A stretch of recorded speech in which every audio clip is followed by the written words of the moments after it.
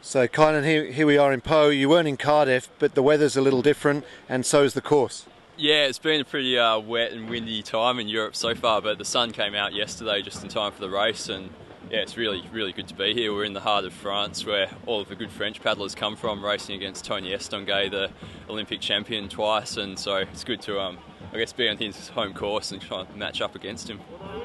Well, you're 10th, it looks like, after the heats this afternoon. Were you happy with your performance today? Yeah, I'm pretty happy with it as a base. My first run, I think I was 4th after that, and I was a bit careless with what I was trying to do on the second run. I sort of wanted to explore the options because I knew I was pretty safe.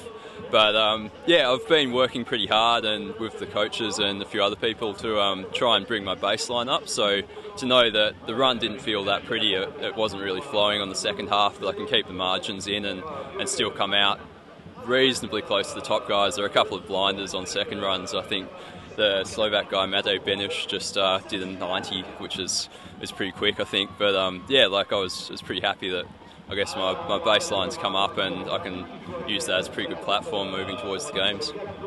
So you spent a bit of time in London before coming here. How does this course compare to Lee Valley, the Olympic venue?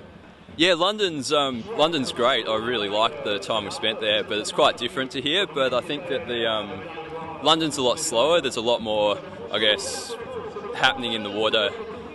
It's not that much water speed though, and it has a really artificial feel, whereas this feels a lot like a mountain creek almost. It's got a lot of water speed, but I think it's going to be a pretty good contrast. It makes you set things up a lot earlier and your timing has to be better here, whereas London, you probably have to work for position a bit more, but you yeah, I guess your timing can be a bit slower. So I think after a bit of time here, we'll kind of have got some advantages that we can take back to London and should make us a little bit more snappy, I guess, on that course. Well, you're going to get value for money. You're doing the C1 and the C2. How does the training work out when you come to a course like this in the lead up to the competition? Yeah, the reason we skipped Cardiff, which was the first World Cup, was just to try and get a little bit more preparation into this race and make sure that we do it properly.